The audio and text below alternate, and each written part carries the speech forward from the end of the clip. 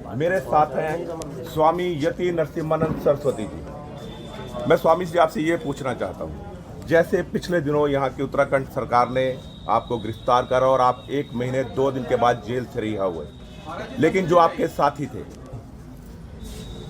जो मुस्लिम धर्म मजहब छोड़कर हिंदू धर्म में आए, आपके कारण आज तक उनकी रिहाई संभव नहीं हो पाई है। 1 महीना आज 15 दिन हो गए हैं। उसको लेकर आपने एक योजना बनाई और आपने विचार करा कि मैं हरिद्वार से लेकर दिल्ली के राजघाट तक यानी गांधी समाधि तक एक पद यात्रा करूंगा। आपकी आज पद यात्रा हरिद्वार से शुरू हुई और सुबह मैंने उस पद यात्रा को कवर करा था। आज आप रुड़की में आ चुके हैं, संध्या समय हो चुका है। कहाँ तक आप समझते कि ये आपकी पद यात्रा सफल रही है?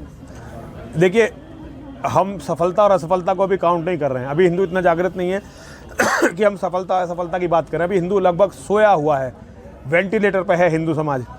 तो अभी सफलता की कोई बात नहीं। अभी प्रयास की बात है कि हम प्रयास कितना कर रहे हैं, अपने प्रयास से सेटिस्फाई हैं या नहीं है। मैं अपने साधु समाज, हमारे जो अपने संत हैं, इनके प्रयासों से पूर्णतः सहमत हूँ। मैं पदयात्रा में नहीं चल पा रहा हूँ क्योंकि मेरे पैर में चोट लग गई है और मेरे पैर में खून का रिसाव हो रहा है घाव में, तो मैं पदयात्रा नहीं कर पा रहा हूँ। लेकिन स्वामी अमृतानंद जी, स्वामी कृष्णानंद जी, हमारी अन्नपूर्णा भारती जी, महामंडलेश्वर अन्नपूर्णा भारती जी, ज्ञाननाथ जी, सत्यदेवानंद जी, श्याम चैतन्य जी महाराज, ये लोग लगातार पैदल यात्रा कर रहे हैं और इनके साथ और बहुत बड़ा संत समाज है। कई और सन्यासी हमारे जो है पैदल यात्रा कर रहे हैं। तो इनके कारण मैं ये समझता हूँ कि प्रयास बहुत सराहनीय है। पहली बार संत समाज इस तरह से किसी व्यक्ति के लिए सड़कों पर उतरा है।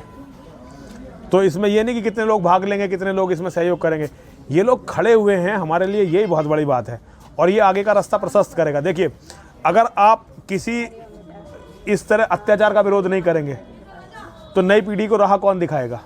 लोगों को कैसे पता चलेगा कि अत्याचार का विरोध भी किया जाता है? आज एक आदमी जेल में बंद है, हम अगर चुपचाप होकर बैठ जाएंगे तो और किसी के लिए कोई कैसे लड़ेगा? हम केवल लड़ रहे हैं अपने भाई के सम्मान के लिए। परिणाम क्या होगा, वो छूटेंगे नहीं छूटेंगे हम नहीं जानते, लेकिन हम लड़ते रहेंगे। गुरुजी, मैंने देखा है, जैसे आपके मैंने कई भाषण सुने हैं, आपकी विचार शैली और आपकी भाषा काफी उत्तेजित होती थी, लेकिन आपने अचानक क्यों सोचा कि आप सर्वनाथ घाट पर शांतिपूर्ण प्रदर्शन कर रहे थे? उसके बाद आपने निर्णय लिया मैं यहाँ से राजघाट तक एक पद यात्रा करूंगा। तो क्या आप गांधी की विचारधारा से प्रेरित हो चुके हैं? नहीं, गांधी की विचारधारा से प्रेरित होने का क्या मतलब है? गांधी की विचारधारा से प्रेरित होने का क्या मतलब है? मैं गांधी की विचारधारा का घनघोर विरोधी हूँ। मैं नाथूराम गॉडसे जी को अमर बलिदानी मानता हूँ। मैं तो उनको मतलब एक तरह से भक्त हूँ नाथूराम गॉडसे जी का।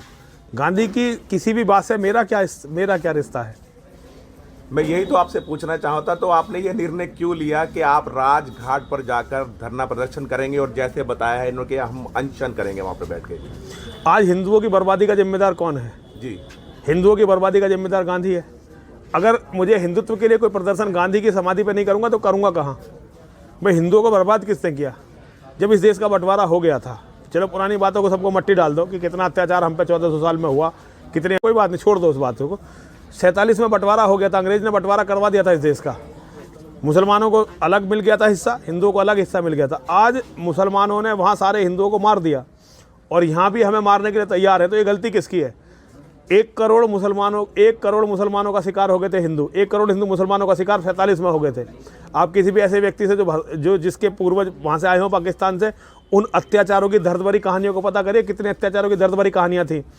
तो अगर मैं गांधी की प्रतिमा पर जाकर नहीं रहूँगा तो मैं कहाँ रहूँगा? इसमें क्या मैं चंद्रशेखर आज़ाद की प्रतिमा पर बैठूँ कि महाराज तुमने अपनी जान दे दी, अब मैं तुम्हारे यहाँ विरोध प्रदर्शन कर? ये अगर हिंदुत्व की कोई बात उठानी है तो हिंदुत्व के सबसे बड़े शत्रु मोहम्मद को छोड़ के रोना पड़ेगा। और कहाँ रोए हम? अच्छा, मैं आपसे एक प्रश्न और पूछना चाहूँगा। ये जो आपने देखा होगा कि तौकीर राजा ने भड़काऊ बयान दिए और जिनको हैदराबादी भाईजान कहते हैं, असदुद्दीन ओवैसी ने, उनके खिलाफ सरकार ने कोई भी एक्शन नहीं लिया। लेकिन आप जो शांतिपूर्ण प्रदर्शन कर रहे थे उसके खिलाफ आपके ऊपर कितनी धाराओं में मुकदमा दर्ज किया गया? इस तुष्टिकरण के लिए आप किसको जिम्मेदार मानते हैं, केंद्र सरकार को और राज्य सरकार को? देखिए, सबसे पहली बात तो मैं आपको बताऊँ कि तौकीर राजा ने जो है कोई भड़काऊ भाषण नहीं दिया।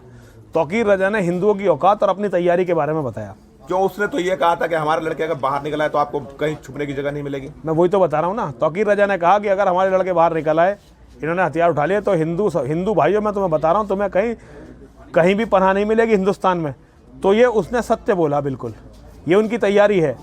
जितेंद्र त्यागी जी ने ये तो बताया कि मदरसे में उन्होंने 20 साल के अंदर सारे हिंदुओं का कर लिया।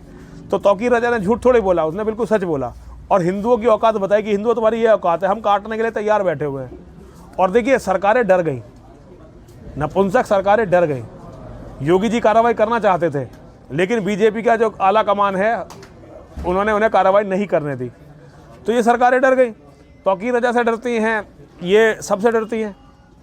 मतलब सरकारें जिनके आगे डरती है उनके आगे झुकती हैं। बिल्कुल, इसमें क्या शक है, यही तो लोकतंत्र है। सरकारें जिससे डरती हैं उनका कुछ भी नहीं करती, और जिनको कमज़ोर समझती हैं उन्हें कुचल देती हैं। यहाँ न्याय व्यवस्था नहीं बनाती है सरकार, ये लॉ एंड ऑर्डर शांति व्यवस्था बनाते हैं। चुप रहिए, शांति कब होगी? कमज़ोर को कुचल कर। तो कमज़ोर को कुचल कर ये यहाँ शांति बनाते हैं, न्याय किसी को नहीं दिलवाते। आज आप आखिरी प्रश्न आपसे पूछना चाहूंगा, हिंदुओं के लिए आपका क्या संदेश है? हर बार की तरह हिंदुओं के लिए एक ही संदेश है, हिंदू अपने परिवार को मजबूत करें, खुद को मजबूत करे, अपने को इस लायक बनाए कि अपनी बहन बेटियों की रक्षा कर सके, अपने परिवार की रक्षा कर सके। इसके लिए हिंदुओं को बच्चे पैदा करने पड़ेंगे, ज़्यादा से ज़्यादा बच्चे, और उन बच्चों को लड़ने के लायक बनाना पड़ेगा। आपको अपने बच्चे कीड़े मकोड़ों के जैसे नहीं बनाने हैं, आपके अपने बच्चे शेर बनाने हैं। आपने एक श्लोक आपको सुना के अपनी वाणी को विराम दूंगा। अस्वम न्येव गजम न्येव व्याघ्रम न्येव चे अजापुत्रम बलिम ददयाद देवो दुर्बल घातका। अरे घोड़ों की नहीं होती, हाथियों की नहीं होती, और शेर की तो कदापि कदापि नहीं होती। केवल कम की देव अर्थात भाग्य, ये दुर्बल के लिए घातक होता है। सबई सहायक सबल के, कोउना निबल सहाय, और पवन जगावत अग्नि को दीप ही देत बुझाए। तो अगर आप कमज़ोर हैं, अगर आपने अपने बच्चों को बकरे का बच्चा बना दिया, यहाँ पूरी हो चुकी है। देखिए ये बिल्कुल तय हो चुका है। यदि हिंदू अपने बच्चों को शेर बनाएंगे तो उनके बच्चे धर्म को भी बचाएंगे, परिवार को भी बचाएंगे, राष्ट्र को भी बचाएंगे। और हिंदू अगर अपने बच्चों को अब बकरी का बच्चा बना के रखेंगे तो वो है, और यही इस देश का भविष्य है। आपके कहने का मतलब ये है कि कमजोर व्यक्ति को न्याय की उम्मीद नहीं करनी चाहिए, जिंदगी की उम्मीद नहीं करनी चाहिए। दुनिया में भेड़ें जो पैदा होती हैं, भेड़, बकरी, हिरन की कोई ना कोई इसीलिए पैदा होती हैं। प्रकृति का न्याय है, सर्वाइवल ऑफ द फिटेस्ट। जो जिंदा रहने के लायक होगा वही जीवित रहेगा। तो ये सत्य है, और इसी सिद्धांत को मैं मानता हूँ। ये गुरुजी का संदेश हिंदुओं के लिए था, और हिंदुओं को इसे फॉलो भी करना चाहिए।